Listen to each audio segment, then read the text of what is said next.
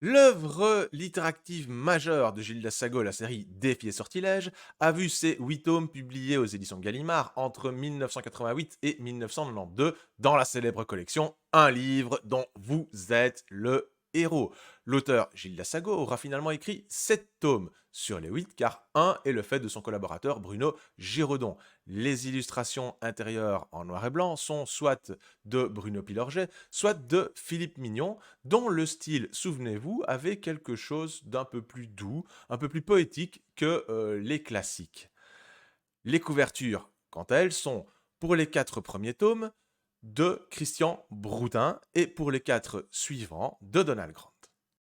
Allez, pour le plaisir, on va se les faire un par un, à commencer par le premier tome, Katniss l'élémentaliste, qui avait cette particularité de nous faire incarner un personnage féminin, c'était pas courant du tout à l'époque. Le tome 2, Keldril le Ménestrel, dans lequel on pouvait incarner un gnome, comme on le voit sur la couverture. Ça non plus, c'était pas courant, car on incarnait plutôt des êtres humains en général. Périme le Chevalier, le fameux tome écrit par Bruno Giraudon.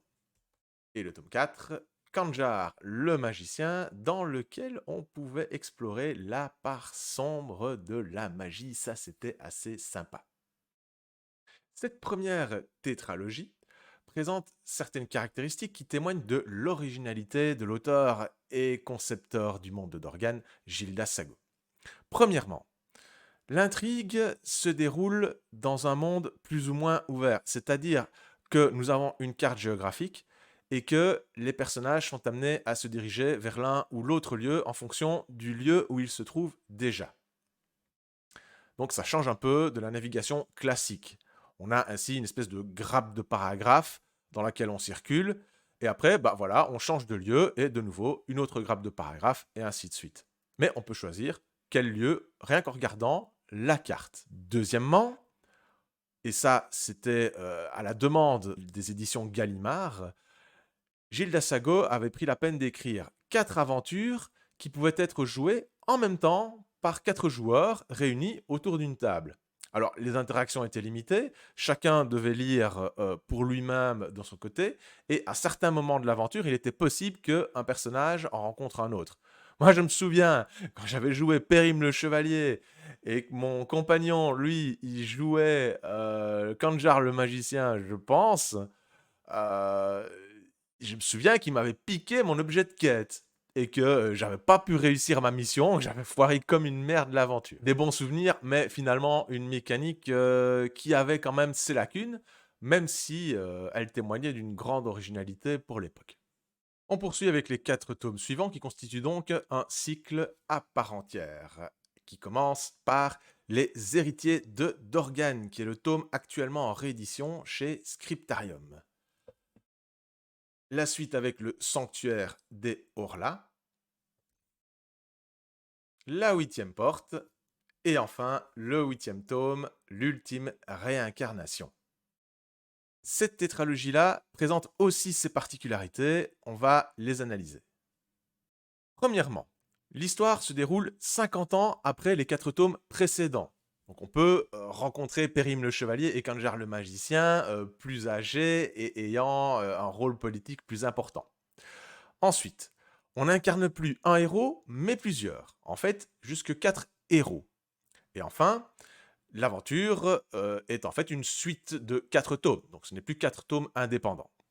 Je vous propose la lecture de la 4e de couverture des héritiers d'Organe qui pose le contexte.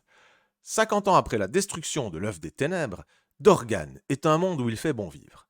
Nains de Mildril, gnomes des collines des Barbes Fleuries, fées et lutins de la forêt d'Ordrette, humains d'Elvanine, de Séléite, de Candarot ou de Sélartz, tous prospèrent et vivent en paix. Tous, oui. Cependant, les seigneurs du conseil de Dorgan s'inquiètent. Que sont devenues les dernières expéditions qu'on a envoyées à Terra? Ont-elles sombré dans les eaux du golfe de Syrte ou de la baie de l'Ange de Mer? Et qu'est-il advenu des habitants de Palan, pionniers de cette terre lointaine? Répondre à ces questions, telle est la mission des héritiers de Dorgan. Yamael le démon, Galidou l'illusionniste, Valkyr le paladin et Laurine le barde. On va se les refaire un par un et voir leurs caractéristiques.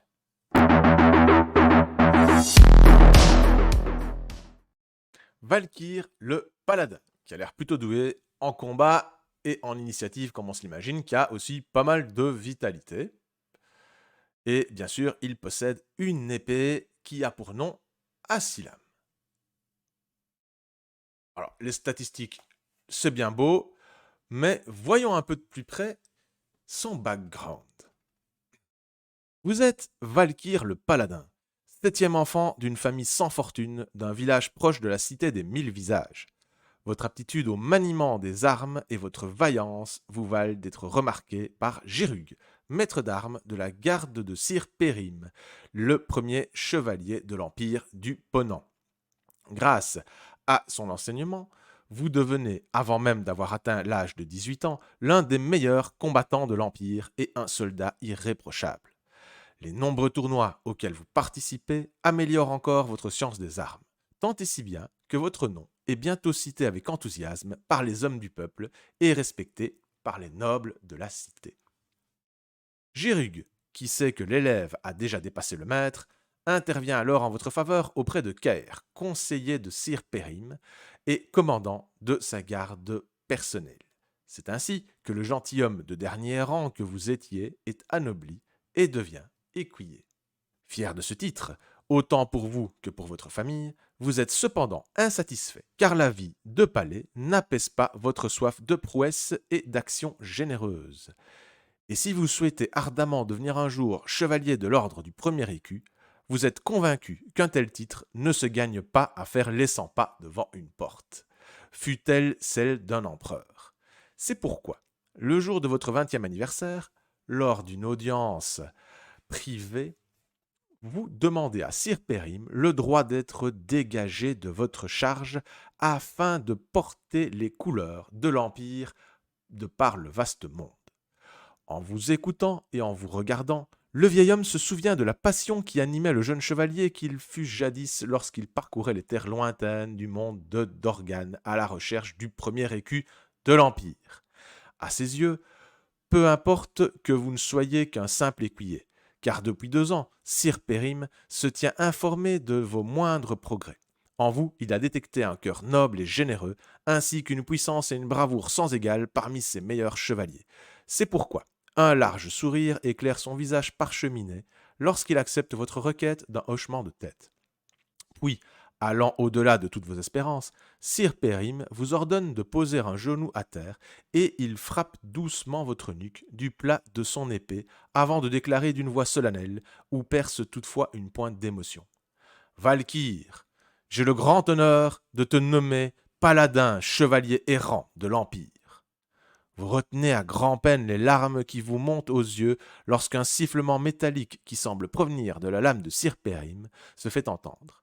Alors votre empereur ajoute « Au crépuscule de ma vie, je redoutais de ne jamais trouver celui qui comblerait la soif d'aventure de ma fidèle compagne Asilan. C'est à toi que revient cet honneur, comme elle vient de me le demander. Je te confie donc mon bien le plus précieux après le premier écu de l'Empire. Pars vite, avant que je ne change d'avis, et ne reviens que le jour où tu apporteras à l'Empire une nouvelle province. » Et l'épée Asilan a même le droit à sa propre description, et elle a même des pouvoirs. Avant de rencontrer Asilan, il ne vous serait jamais venu à l'idée qu'une épée puisse un jour vous choisir pour la porter, mais le trésor que vous a légué Sir Périm au moment de votre départ pour ce monde de Dorgan, où il forgea sa légende, est bien plus qu'une simple lame. Asilan, aussi étrange que cela puisse paraître, possède un esprit capable de vous communiquer ses émotions et ses connaissances magiques. Je n'en dirai pas plus. Gildou l'illusionniste. Pas mal en vitalité aussi, mais surtout, ce qui le distingue, c'est la magie. On va tout de suite en savoir plus sur cet étrange petit personnage et ses gnomeries surnaturelles. Vous êtes Galidou l'illusionniste, fils cadet de Goble-Dilgou, roi des gnomes des collines des Barbes Fleuries. Vous avez passé vos années d'enfance et d'adolescence dans un paysage enchanteur. Mais à peine entré dans l'âge adulte, votre barbe n'avait alors que 2 coudées. Vous partiez en guerre contre les géants des monts des bêtes. Au cours de cette guerre, bon nombre des vôtres trouvèrent la mort, mais elle vous permit d'apporter sous le commandement de Keldril le Ménestrel la preuve de votre courage, de votre ruse et de votre intelligence du combat. Hélas, de retour dans votre trou douillet creusé dans le flanc de la colline la plus fleurie de la région, vous n'avez mis que quelques jours à vous rendre compte à quel point l'ennui vous pesait. Pour vous, les choses ne seraient plus jamais ce qu'elles avaient été, car, en partant livrer bataille, vous avez laissé derrière vous, pour toujours, le goût d'une vie faite de mille et un bonheurs qu'apporte l'insouciance. Et si vous appréciez toujours, parfois même plus que de raison, les concours de fumeurs de pipe ou les longues veillées pleines de rires, de chants et de musique, le cœur n'y est plus vraiment. Aux yeux des vôtres, vous ressemblez beaucoup à Keldril, qui, comme vous, a connu trop d'émotions fortes pour ne pas regretter le temps de l'aventure et de la gloire. C'est pourquoi, bien qu'à contre-cœur, votre père vous a permis de quitter votre logis pour vous établir à Gwynpelfort, au-delà de la porte du Levant et des collines du Chaudron, afin d'y suivre l'enseignement de Thermudil, le plus vieux et le plus sage des gnomes.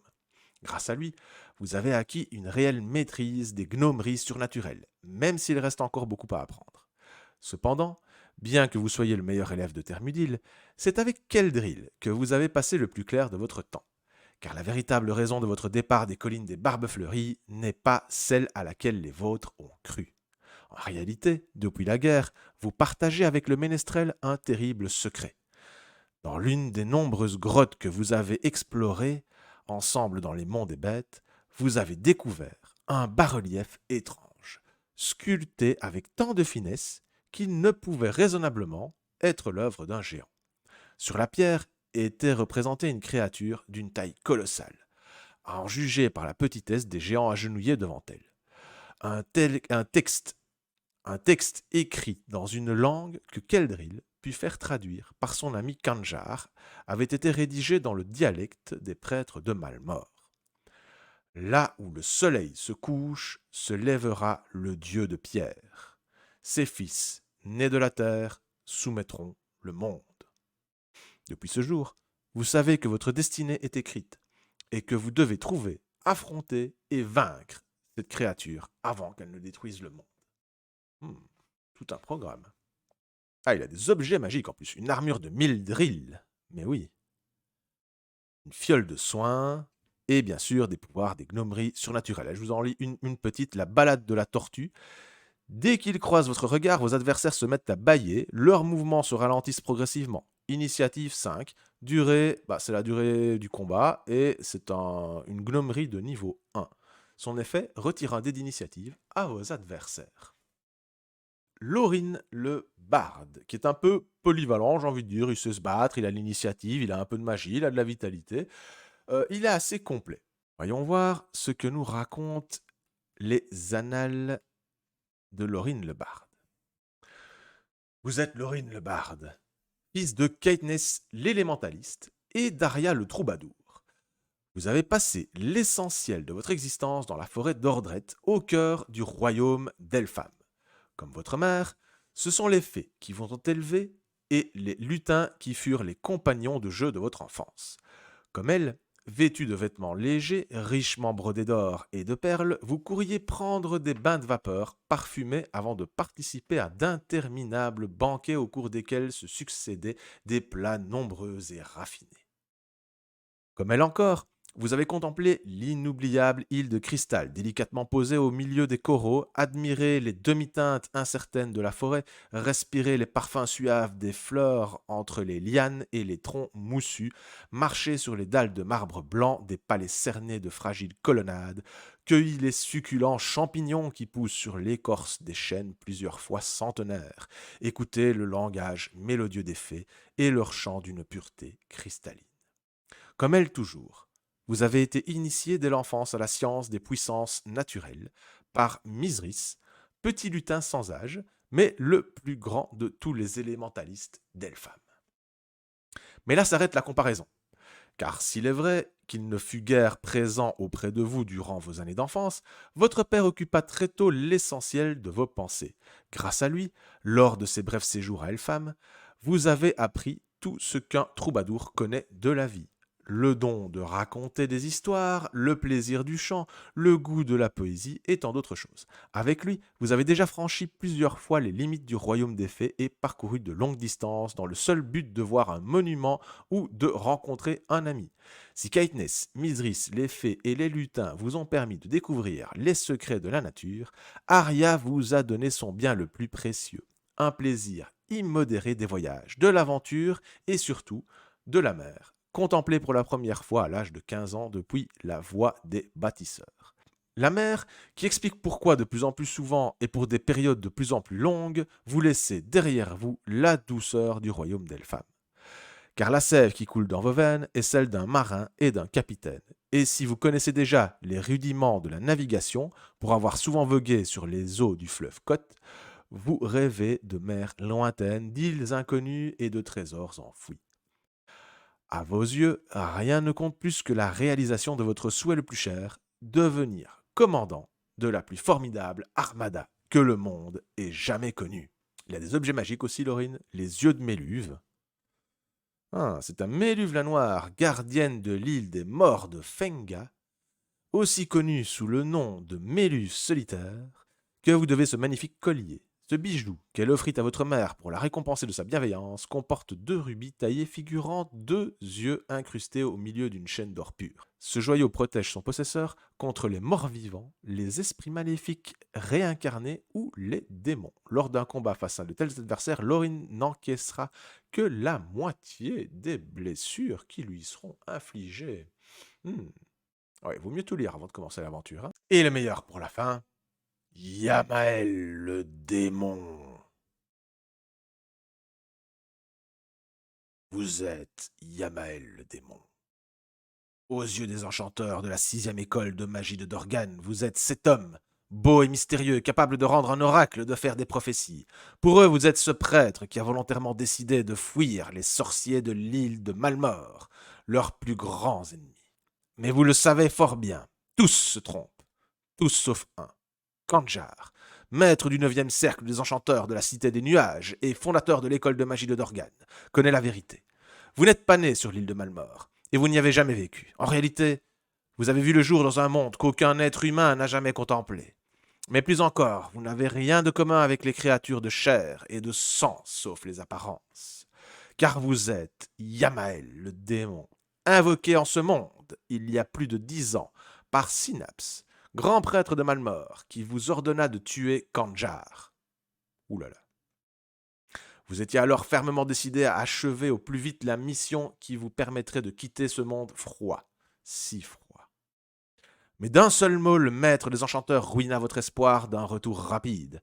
À l'instant même de votre apparition dans son laboratoire secret de la Cité du Lac, un puissant sortilège vous emprisonna dans une prison immatérielle. Puis, 8 ans s'écoulèrent, au cours desquels les envoûtements de Kandjar vous transformèrent progressivement en une créature humaine et vous firent perdre la plus grande partie de vos pouvoirs démoniaques.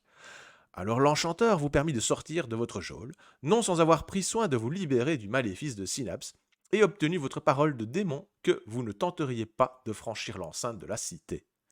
Aujourd'hui, après 2 années de semi-captivité passée dans la robe des initiés du 8e cercle de la Cité du Lac, sous cette forme humaine qui vous pèse tant, Kandjar vous propose de sceller un pacte. Vous en acceptez aussitôt les termes, en répétant après lui. Moi, Yamael le démon, je jure de trouver et détruire Synapse, grand prêtre de Malmort. Puis d'une voix forte, Kandjar ajoute. Moi, Kandjar, l'enchanteur, je jure de rendre à Yamael sa forme démoniaque et de l'autoriser à revenir sur son monde une fois sa quête accomplie, s'il le souhaite encore. Ah ça promet ça. Le bâton des enchantements. Ah, bien sûr, il peut lancer des sorts. Sorts d'affaiblissement, sorts de brasier, de désespoir, des plaies sanglantes. Ouais, on sent qu'on est dans un registre démoniaque. Il n'y a pas de doute. En plus, c'est le personnage qui a le plus de vitalité. Quelques mots sur les règles. Très simple. On a vu les personnages. Ils ont un score d'initiative. de combat, de magie, de vitalité et de blessure.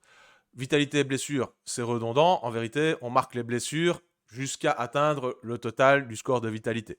On aurait pu se contenter de baisser le score de vitalité. L'initiative, c'est pour déterminer qui va agir en premier lors d'un combat.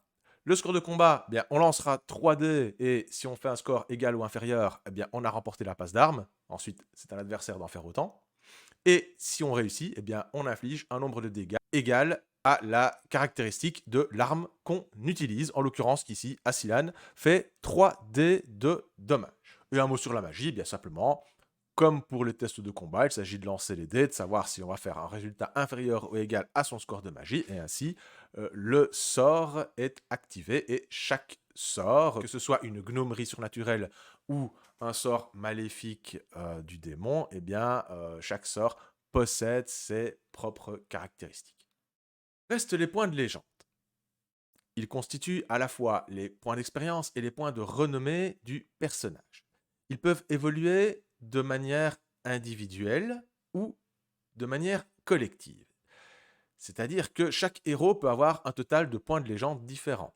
Et cela se présente chaque fois que le joueur est invité à choisir entre un héros et un autre. Il est ainsi renvoyé à la fin du livre où se trouvent 4 petits livrets de 15 paragraphes consacrés chacun à un héros. Et c'est dans ces petits livrets que se trouvait le background détaillé du héros qu'on a lu tout à l'heure. Les points de légende peuvent aussi évoluer collectivement, c'est-à-dire que chaque héros gagne un point de légende chaque fois, tout simplement, que le joueur est invité à se rendre à un lieu particulier qui se trouve sur la carte.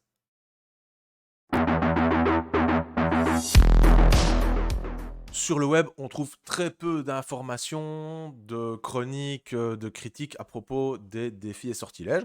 On en trouve, bien entendu, et souvent, il ressort 2 choses. Soit on reproche à Gildas Sago ce qu'on lui reproche assez souvent, c'est-à-dire de vouloir écrire un roman plutôt qu'un livre-jeu, et donc de faire quelque chose d'assez linéaire, et de ne pas aller au bout de son concept, même s'il est original. Soit on aime bien justement parce qu'il y a cet aspect littéraire qui est rafraîchissant dans le livre-jeu à l'ancienne et auquel on n'avait pas l'habitude à l'époque et voilà qui pour les amateurs, constitue en soi, un élément nostalgique qui est, d'avoir ce livre-jeu littéraire plus proche du roman. Le même critère peut être perçu comme un défaut ou comme une qualité. Entre autres, cet article de Patrick Morand sur son blog Le Nouvelle de l'Outre-Monde qui lui, il aime bien la série Défi et Sortilèges, et il fait une petite chronique, sympathique qui explique, un peu tout ce qu'on vient de voir, les principes, l'originalité de Gildas Sago, pourquoi il aime bien la série, l'aspect littéraire, tout ça. Et les illustrations de Philippe Mignon qui semble, apprécier, beaucoup. Je vous invite à consulter, si vous ne l'avez pas déjà fait, le numéro 5 spécial livre-jeu du Marteau et l'Enclume, qui est consacré à la littérature interactive francophone, plus particulièrement Défi et Sortilèges, Gildas Sago en général. Il y a un article sur le Défi et Sortilèges, sur les métamorphoses, des interviews des collaborateurs de Gildas Sago, comme Philippe Mignon par exemple. Et on parle aussi abondamment des Messagers du Temps, l'autre grande série de Gallimard qui était écrite par un auteur francophone. On va un petit peu en savoir plus sur Gildas Sago lui-même, sur sa biographie. C'était quelqu'un de très discret apparemment, on ne trouve pas beaucoup d'informations sur lui, mais on sait des choses élémentaires comme ce qu'il faisait dans la vie, quoi. Ici sur le guide du rôliste galactique. Gildas Sago est journaliste indépendant, auteur de jeux et de livres-jeux et traducteur. Il étudie à Paris où il obtient une maîtrise de sciences de gestion. Il commence comme journaliste informatique en 1983, puis il est rédacteur en chef et consultant en communication.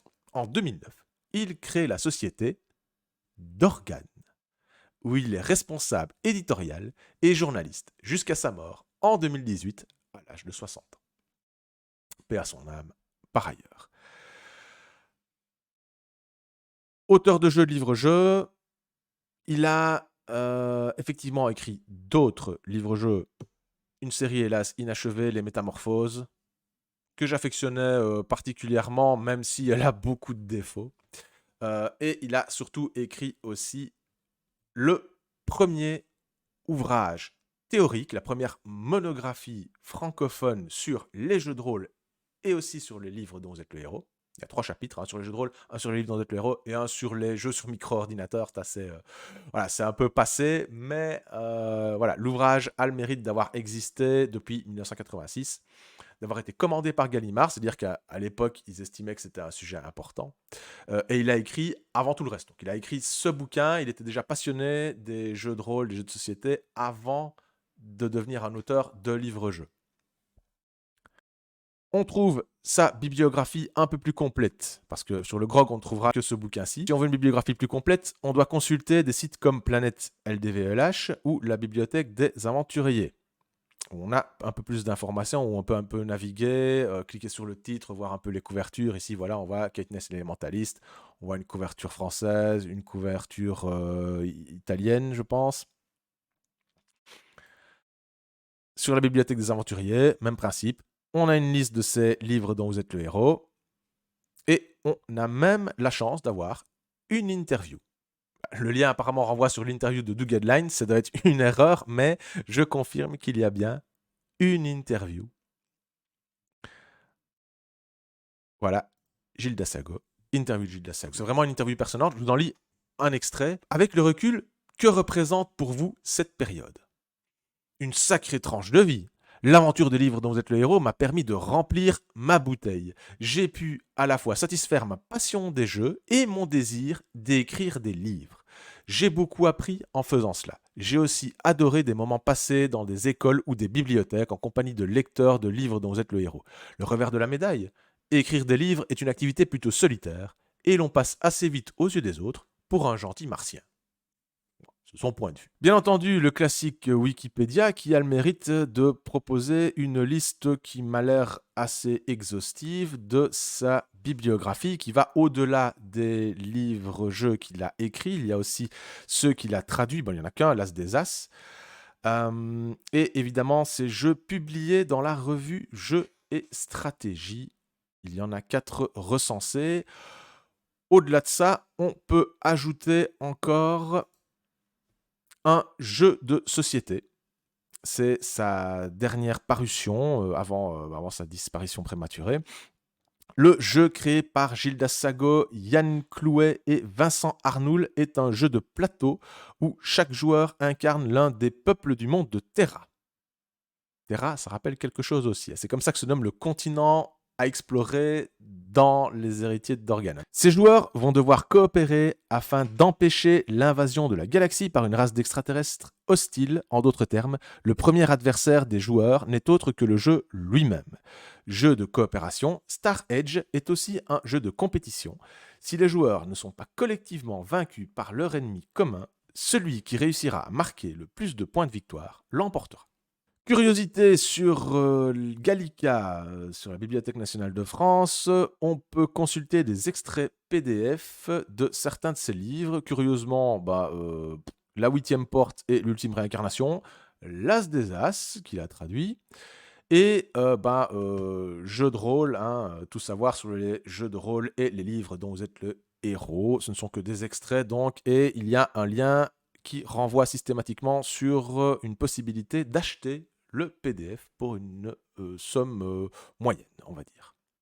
L'autre interview de Gilles Dassago, parue sur Vice, entrevue avec un auteur de livres dont vous êtes le héros. Elle est très concise, mais elle a aussi son intérêt, puisque elle a été faite à une période plus proche et où il était en train de revoir ses projets, notamment pour les rééditions de ses livres-jeux. On peut y trouver, par exemple, comment en êtes-vous venu à écrire des livres dont vous êtes le héros? Là, Gilles Dassago de répondre. Au début des années 80, je faisais partie d'une association étudiante au sein de laquelle je jouais régulièrement aux échecs et aux jeux de stratégie. Un jour, un type s'est pointé à l'assaut avec un tas de photocopies de règles et de quêtes. Il s'agissait d'une version pirate de Donjons et Dragons. Je ne me souviens plus comment il avait mis la main là-dessus, mais ça devait être les copies des premières règles publiées par Gigax. Très vite, on s'est mis à jouer non-stop aux jeux de rôle. Après mes études, j'ai commencé à écrire pour le magazine Jeux et Stratégie, publié à l'époque par Excelsior, qui faisait aussi Science et Vie, et Cassius Belli. Je rédigeais des critiques et créais des jeux de plateau directement intégrés au numéro. Lorsque le magazine a diffusé un dossier complet que j'avais consacré aux jeux de rôle, les éditions Gallimard m'ont contacté. L'intervieweur pose la question, il cherchait des auteurs spécialisés dans les jeux de rôle? Et il répond, en fait, il voulait un auteur pour écrire un ouvrage dédié aux jeux de rôle et aux livres-jeux. À cette époque, j'étais loin d'être la plus grosse pointure pour me lancer dans cette aventure. Mais on m'a proposé et j'ai accepté. Après cela, ils m'ont de nouveau sollicité, cette fois-ci, pour écrire un livre dont vous êtes le héros. Je trouve ça touchant de découvrir le personnage à travers ses débuts, de se rendre compte comment il en est venu à écrire les livres-jeux, à quel point il pouvait être réservé, et peut-être qu'il ne croyait pas à fond en ses capacités créatives, dans ses facultés de conception de jeu, de développement d'univers et de prose littéraire, parce que je pense qu'il avait différents talents, qu'il a essayé de les combiner, mais bon, il s'est probablement consacré davantage à sa vie professionnelle, mais je pense, comme en témoigne le nom de sa société, qui n'est autre que d'Organe, que son univers ne l'a jamais vraiment quitté, qu'il portait toujours au fond de son cœur, et je trouve ça un peu touchant et dommage qu'on n'ait pas pu voir la suite avec le revival qu'il y a eu, ça il l'avait pas prévu, je pense qu'il en était peut-être pas conscient.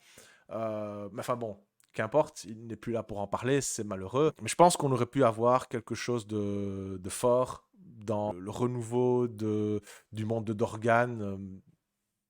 Voilà, on peut rêver, on peut rêver à ça. Qui sait ce que Scriptarium va nous préparer, mais je pense que le texte va rester quand même assez fidèle à ce qu'il était. Je ne sais pas si on va se permettre d'apporter des modifications aux règles, au système qui contenteraient les personnes qui l'ont critiqué. Et j'en rajoute une couche. Je reviens sur l'interview de tout à l'heure. Il dit quand même, j'ai pu à la fois satisfaire ma passion des jeux et mon désir d'écrire des livres. Il avait un désir d'écrire des livres. Et il était passionné par les jeux. Je pense qu'il voulait faire de la littérature, mais qu'il s'en pensait peut-être pas capable. C'est mon analyse, ça regarde que moi. Je vous demande pas d'être d'accord avec moi, c'est juste mon interprétation. On trouve quelque chose d'assez curieux sur le métamoteur jeu de rôle Passion, qui apparemment a l'air d'être un extrait de la Bible des meneurs de jeu. C'est un grand ouvrage format A4 qui donne des tas de conseils aux maîtres de jeu, vraiment un bouquin format jeu de rôle, mais qui est méta-jeu et qui va expliquer plein de conseils aux maîtres de jeu. Je tombe sur un extrait ici, c'est vraiment curieux d'être tombé là-dessus en faisant la recherche sur ce moteur-là. Qu'est-ce qu'on nous dit? La vraie particularité des 4 premiers volumes de la série, c'est de proposer une histoire non linéaire, contrairement aux livres des autres collections, qui, eux, enchaînent une succession de choix. Dans le cas de Défi et Sortilège, le joueur va démarrer dans un lieu bien spécifique sur la carte et de là peut choisir à son tour, puisque l'on peut aussi y jouer à plusieurs en tour par tour, soit le repos, soit le déplacement vers un autre lieu relié par une route ou un chemin vers la carte, soit l'exploration du lieu où l'on se situe. Un MJ, donc là on fait référence, du coup on repasse au conseil au maître de jeu, puisque c'est l'objet du livre, un maître de jeu peut donc vouloir reprendre cette structure et cette liberté pour une campagne orientée sur la découverte et l'exploration. Face à une carte de l'univers, d'une ville ou d'un système solaire, les joueurs vont choisir leur itinéraire et les lieux qu'ils vont explorer, arrivant ainsi à une saga dont ils choisissent intégralement ou presque le déroulé et l'enchaînement des différentes étapes. Cela fonctionne avec Dorgan, l'univers de Défi Sortilège, car les lieux sont emblématiques, avec une identité forte et bien définie. Ça me rappelle exactement, c'est exactement ce que j'ai fait avec ma campagne Maudit Trésor dans la gamme Défi Fantastique. C'est exactement ça.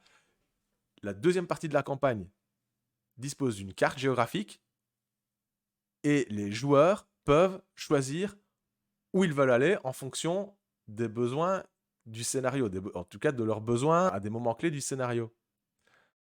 C'est un principe simple hein, de transposition de la narration du livre-jeu au scénario de jeu de rôle, de l'arborescence de la carte. simplement en voyant un lieu et en voyant ses connexions avec les autres lieux, par des routes par exemple, les joueurs ou les lecteurs peuvent choisir dans quelle direction ils vont sans avoir besoin qu'on leur demande « Est-ce que vous voulez faire ceci ou cela? Est-ce que vous voulez aller à gauche ou à droite ?» Et donc, pour preuve, Dorgan Société à responsabilité limitée, en activité depuis 13 ans, installée à Sous-Moulins. Elle est spécialisée dans le secteur d'activité du conseil en relations publiques et communication. Sur l'année 2017, elle réalise un chiffre d'affaires de 72 900 euros. Et elle est toujours en activité, évidemment, ayant changé de direction. Et je n'ai trouvé aucun site web de cette société. C'est d'ailleurs très curieux pour une société qui est focalisée sur la communication. Enfin bon, soit. Je terminerai par une citation d'une des interviews du Marteau et l'Enclume, donc le tome 5 consacré à la littérature francophone. Comment Gildas Sago a vécu l'interruption de sa série? C'est une question que l'on pose à Philippe Mignon, donc l'un des illustrateurs de sa série. Gildas était passionné par ses livres et donnait parfois l'impression de vivre dans son autre monde. Je pense qu'il a dû être très affecté que sa collaboration avec les éditions Gallimard s'achève ainsi. On sait que la série Métamorphose n'a pas été achevée. Il y avait 4 tomes, il n'en existe que 2. Après les derniers volumes que j'ai illustrés, j'ai su que Gildas s'était lancé dans d'autres activités et je l'ai perdu de vue. Nous nous sommes rarement rencontrés depuis. Une année avant son décès, nous avions déjeuné ensemble et il était heureux de son projet de republication de ses livres. Oh, j'ai changé de tenue, c'est pas grave. Pour conclure cette vidéo, je vais vous toucher un mot de Scriptarium qui, comme je vous l'ai dit, va rééditer les 4 derniers tomes de la série Défi et Sortilèges dans ce qu'ils appellent maintenant le cycle des héritiers de Dorgan. On jette un petit coup d'œil au petit billet posté le 17 décembre 2022. Et on admire au passage la splendide nouvelle couverture des héritiers de Dorgan de David Gallagher, qui en a profité pour également réaliser un nouveau logo, Défi et Sortilèges. Moi j'aime beaucoup. Les lecteurs familiers de Défi et Sortilèges se demanderont sans nul doute pour quelle raison c'est le tome 5 de la série et non le premier qui est réédité pour commencer. Les raisons sont multiples, mais la principale est un choix de l'auteur, qui considérait que les tomes 5 à 8, qui se passent des années après les 4 premiers et en sont assez déconnectés, étaient bien plus intéressants en termes de contenu ludique et de background. Et qu'ils constituaient une vraie saga cohérente de livres-jeux, en plusieurs tomes, comparable à une série comme Sorcellerie ou, à petite échelle, Les Loups Solitaires, qui sont des références pour Gildas Sago. Les 4 premiers étaient en quelque sorte une aventure unique, découpée en 4, puisque leur particularité était qu'ils étaient à jouer en parallèle par 4 joueurs, incarnant chacun un personnage différent, comme on l'a vu.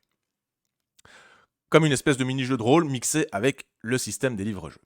Cette particularité, qui faisait certes l'originalité et le côté innovant des défis et sortilèges, était pourtant pour Gildas datée. Et elle ne pouvait plus avoir d'intérêt ludique réel pour les joueurs des années 2010-2020. Il se trouve aussi que le déploiement d'un jeu à 4 limitait la possibilité d'immersion dans le background de l'univers de Dorgan. Ce background, contrairement, il avait pu le développer à partir du tome 5, justement. Pour autant, il n'est pas exclu que ces tomes 1 à 4 revoient le jour aussi, mais ça ne sera pas avant la finalisation de la réédition des tomes 5 à 8, que nous avons d'ailleurs rebaptisé 1 à 4 dans le cycle des héritiers de Dorgan. Au-delà des illustrations de couverture, toutes commandes à David Gallagher, dans un souci de cohérence graphique, les rééditions intègrent des inédits de Philippe Mignon, soit datant de l'époque de la première édition, soit commandé exclusivement pour la réédition, dans le style de l'époque, et réalisé par Philippe volontairement avec le matériel de dessin qu'il utilisait alors. Ah oui, ça, on en apprend dans le numéro 5 du Marteau et l'Enclume. D'ailleurs, on va y jeter un œil rapidement pour voir le matériel qu'il utilisait. Vous allez voir, ça va vous mettre l'eau à la bouche. Voici d'ailleurs la photo de Philippe Mignon. L'interview est réalisée par le Marteau lui-même, alias Benjamin Berger. Et nous allons droit au but en ce qui concerne les techniques secrètes de Philippe Mignon dans l'illustration de ses livres dont vous êtes le héros. J'avais dès le début dit à Gildas et à Jean-Robert Gaillot que je souhaitais me démarquer du style des illustrations anglo-saxonne, des livres dont vous êtes le héros des origines, pour aller dans la direction d'un dessin plus classique, ce que j'ai essayé de faire. Les premiers étaient dessinés au porte-plume et à l'encre de Chine, avec des matières obtenues avec l'encre vaporisée.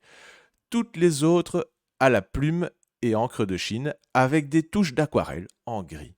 J'ai le souvenir d'une grande liberté et d'un grand plaisir à dessiner des créatures imaginaires, des architectures ou paysages fantastiques. Je pouvais à loisir essayer de nouvelles techniques, ce que je n'aurais pas osé faire quand j'illustrais Flaubert ou Maupassant pour le même éditeur. Et pour le plaisir, on vous montre l'une de ses illustrations les plus célèbres, la Succube, qui est un des personnages que l'on peut rencontrer, si j'ai bonne mémoire, dans les Métamorphoses. C'est l'un des rares personnages représentés nus dans un livre dont vous êtes le héros. En tout cas, dans les classiques, j'en connais pas vraiment beaucoup, à part celui-là. C'est assez notable pour être souligné.